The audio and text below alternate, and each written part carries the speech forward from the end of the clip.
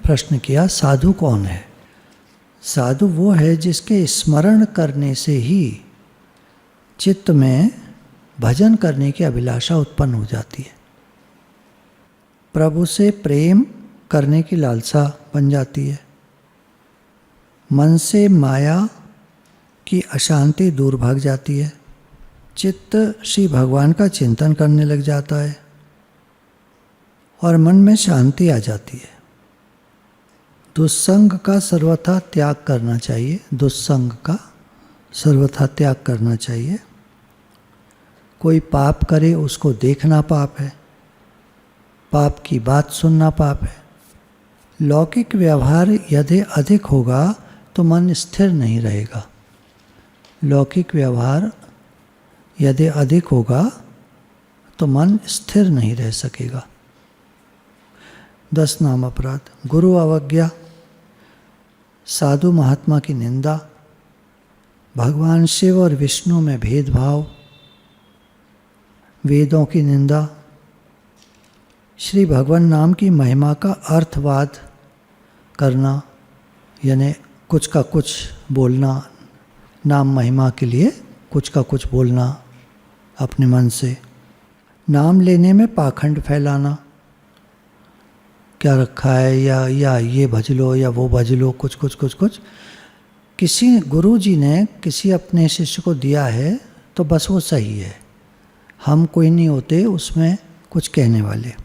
आलसी तथा नास्तिक लोगों को भगवान नाम का उपदेश करना, ये भी नाम अपराध है। भगवान नाम में अनादर बुद्धि करना, भगवान नाम के बल पर पाप करना। जैसे भगवान नाम से पुण्य होता है तो उस पुण्य को लेकर के कुछ पाप करना। 10वां है भगवान नाम को भूल जाना। सकामी पुरुषों के संग से साधु पर भी काम की बौछार हो जाती है, काम वासना उसके भी मन में आ जाती है। सकामी पुरुषों का संग करे, यदि अच्छा संग न मिले तो भले ही अकेला रह ले परंतु कुसंग न करे। भक्तों के चरित्र को अधिक पढ़ना, सुनना, कहना की अपेक्षा उस पर आचरण करना अच्छा है। किसी बात को दूसरों को उपदेश देने के उद्देश्य से न पढ़े न सुने। मतलब हम ये करें कि भाई दूसरों को सुना दें। हम अगर पढ़ रहे हैं कोई चीज़ तो हमारा ध्यान ये होना चाहिए कि मेरे जीवन में आए ये चीज़। सब संतों ने जो बात कही है तो वो अपने लिए दोहा लिखते थे, अपने लिए कि रे मन तो ये सुन, तू ऐसे कर, कहो नानक हर भज बना जय बिद जल को बीन। तो वो अपने से कह रहे हैं रे नानक, रे मेरे मन, तू भगवान का भजन कर इस तरह जैसे जल की मछली पानी का भजन करती है। हर संत की यही बात रही है। जो उन्होंने दोहे लिखे हैं, अपना नाम जहाँ डाला है तो उन्होंने ये लिखा है मैं अपने से कह रहा हूँ कि तू सुन।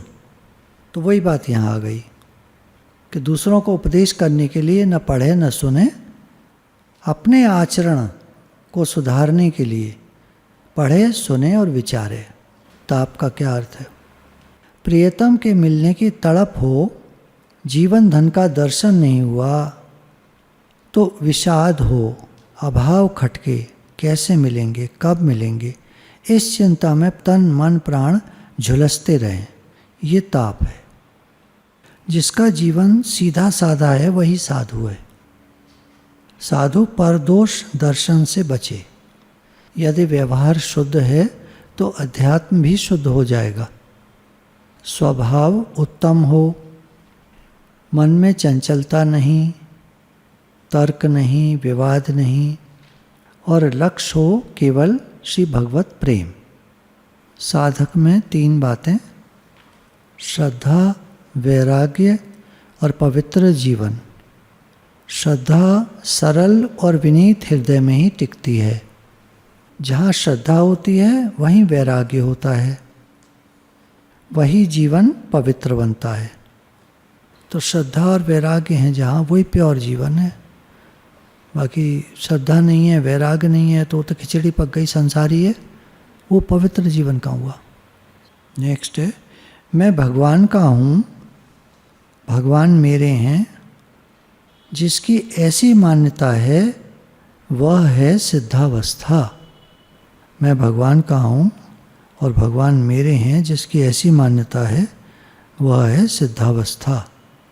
प्रेम क्या है? इनसे कुछ नहीं लेना है और सब कुछ इनको दे देना है, ये है प्रेम। जो कुछ करे केवल इनके लिए करे, अपने लिए कुछ ना करे। हे नाथ, हम तो सारा दिन अपने लिए करते हैं। अच्छा, तो क्या करें? जो काम करते हैं अपने लिए, हम जो कह रहे हैं वो सब भगवान के लिए करते हैं। भगवान मैं आपके लिए करता हूँ, ये बात। जो करे केवल इनके लिए करे, अपने लिए कुछ ना करे। मैं जो करता हूँ भगवान के लिए करता हूँ।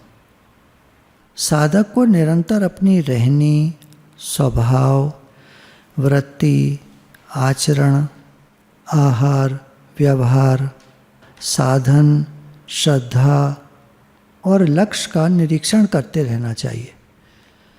कामना और कुसंग तो जीवन में नहीं आ रहे, परिमार्जन करे।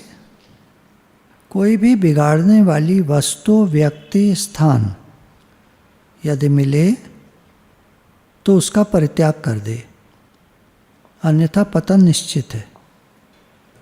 श्री भगवत प्रेम की प्राप्ति ही जीवन का अंतिम लक्ष्य है। नियमित नाम जप करे। साधक के लिए सफलता की कुंजी, पहला इसमें आत्मविश्वास, दूसरा है श्रम करने का स्वभाव, मेहनत करने का स्वभाव, तीसरा समय नष्ट न करने की सजगता, समय को खराब न करना, चौथा है अनुशासन में रहने का अभ्यास, डिसिप्लिन। डिसिप्लिन के लिए पहले चलता था ना कि जब बॉस नहीं है उस समय हम डिसिप्लिन में रहें, वो रियल डिसिप्लिन है। बॉस के सामने हम डिसिप्लिन में रहे और पीछे ना रहे तो कोई डिसिप्लिन नहीं है। तो अनुशासन में रहने का अभ्यास करना होता है, बहुत लंबी यात्रा है। पांचवा है लक्ष्य की दृढ़ता। ये सब हुए अध्यात्म में सफलता की पाने की कुंजी। यदि आप जीवन में मुक्त होना चाहते हो, यदि भगवत प्राप्ति करना चाहते हो, परलोक बनाना चाहते हो, तो भूल जाओ कि कोई आशीर्वाद देगा और ईश्वर मिल जाएंगे, ज्ञान हो जाएगा, समाधि लग जाएगी। ऐसा यदि हो भी गया तो वो निष्फल हो जाएगा, उसका कोई लाभ नहीं होगा, केवल धोखा ही हो जाएगा। तो ये भूल जाओ कि परमार्थ पाने का कोई सरल छूमंतर उपाय है। अपना सर्वस्व समर्पण किए बिना, अपना अस्तित्व मिटाए बिना परमार्थ की प्राप्ति नहीं हो सकती। आचरण की शुद्धि बिना साधन मार्ग में सफलता नहीं मिलती। आचरण की शुद्धि से तात्पर्य है प्रत्येक इंद्रिय का संयमित आचरण और आहार की शुद्धि। कोई होता है कहता है कि मुझे सपने में भगवान दिखाई दिए, कोई कहता है मुझे कुछ दिखाई दे गया, आँख खुली थी भगवान दिख गए, कुछ ऐसा हो गया। ऐसे ही हम बैठे थे सत्संग में तो कोई कहने लगते हैं कि भैया जी, भाभी जी, आप बैठे थे तो हमें तो बिल्कुल राधा कृष्ण के दर्शन हुए। तो ये सब आगे कह रहे हैं कि ये सब परमार्थ नहीं है।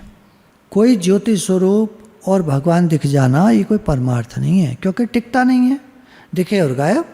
अब क्या? तो कह रहे जब तक तुम्हारा जीवन बनेगा नहीं, तुम्हारा जीवन नहीं बन जाएगा, तब तक ये सब चीज़ें दिखने का कोई लाभ नहीं है। किसी का ध्यान लग गया, किसी की समाधि लग गई, मैं तो देखता हूँ कोई फर्क नहीं पड़ता, वो जैसे होते हैं वैसे ही रहते हैं। मेन बात है जो ये आचरण में बता रहे हैं, जब अपने जीवन में श्रद्धा है ना, और वो श्रम करने का स्वभाव बताया, आत्मविश्वास है, समय नष्ट न करना, अनुशासन है, डिसिप्लिन है, लक्ष्य की दृढ़ता है, नाम जप है, भगवान का चिंतन है, संतों का संग है, कितना सत्संग है, गुरु के सानिध्य में रहना है, कितनी सारी बातें हैं। ये सारी बातों पर ध्यान दे करके अपने जीवन को बनाए। सब तो नहीं कर पाएगा कोई, पर बहुत सारी बातें कर सकता है। तो अपने जीवन को जब बनाएगा तो उसको वास्तविक लाभ होगा आगे चलकर, क्योंकि अंदर आत्मबल आ जाएगा ना उसके। वो जब कहता है मैं भगवान का हूँ, भगवान मेरे हैं, तो उसके अंदर बल होता है। बल से कहता, बच्चा माँ बाप को अपना जानता है तो बड़े बल से कहता है मेरे मम्मी पापा हैं, तो अभी हम ऐसे तो नहीं कह पाते कि भगवान मेरे हैं, मैं भगवान का हूँ। तो ये बल आएगा समय के साथ। केवल बौद्धिक ज्ञान हो जाना ये कोई परमार्थ नहीं है। बातें कर लेना, दूसरों को सुना देना, है ना, पढ़ पढ़ के सुना देना, अपने जीवन में लाए। ज्ञान की सफलता तब मानी जाती है जब समस्त विषयों से आसक्ति एकदम टूट जाती है। परमार्थ की प्राप्ति योग से, भक्ति से और ज्ञान से हो सकती है, परंतु ध्यान रखने की बात यह है कि जो जिस पथ का अधिकारी हो उसको वही पथ अपनाना चाहिए। जैसे योग मार्ग है तो इसमें हठ योग होता है थोड़ा, क्या होता है, यम नियम आसन प्रत्याहार धारणा ध्यान समाधि इस तरह होता है ना। तो ये योग मार्ग जो है ये स्वस्थ संयमी नियमनिष्ठ लोगों के लिए होता है। तर्क कुतर्क रहित बुद्धि, श्रद्धालु, भावुक, उनके लिए भक्ति मार्ग होता है।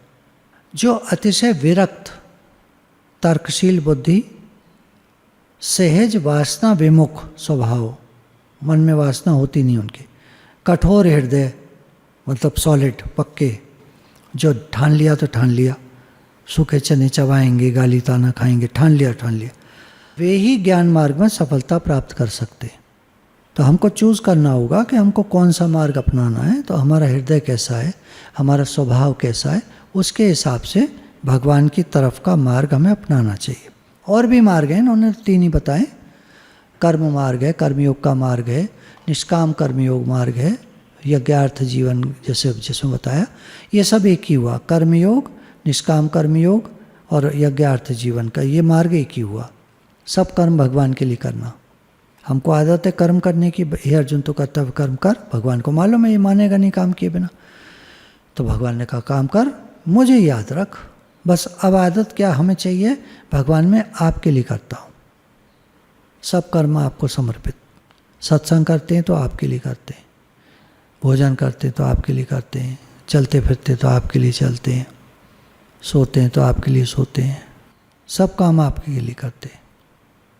बाकी लोगों के लिए एक मार्ग है जो अति सरल भी है और अति कठिन भी। अति कठिन ये है कि कोई परमार्थ पूर्ण महापुरुष मिले, और सरल ये है कि कोई महापुरुष मिले और उसमें आसक्ति हो जाए, श्रद्धा हो जाए, उनके श्री चरण कमल में अपना पूर्ण समर्पण कर दे, सहज में काम बन जाएगा। श्री भगवत प्राप्ति में 3 बड़ी बाधाएं हैं। पहला है अहंकार, दूसरा आसक्ति और तीसरा असंयम, संयम का ना होना।